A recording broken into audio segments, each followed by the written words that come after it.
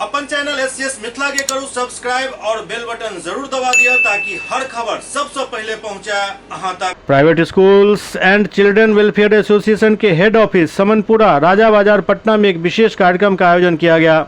इस अवसर पर बिहार के महामहिम राज्यपाल श्री आरिफ मोहम्मद खान का मिथिला की परंपरा के अनुसार पाग, शॉल ओढ़ाकर एवं स्मृति चिन्ह भेंट कर सादर सम्मानित किया गया।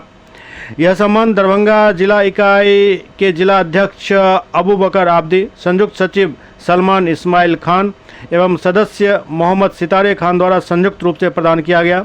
तीनों पदाधिकारियों ने मिथिला की सांस्कृतिक गरिमा के अनुरूप महामहिम का अभिनंदन किया।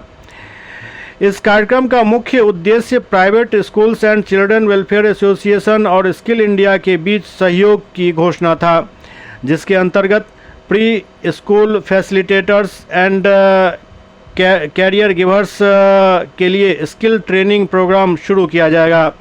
यह पहल प्रारंभिक शिक्षा और बाल देखभाल के क्षेत्र में गुणवत्ता सुधार की दिशा में एक महत्वपूर्ण कदम है। यह आयोजन शिक्षा और बाल कल्याण के क्षेत्र में एक प्रेरणादायक पहल सिद्ध होगा।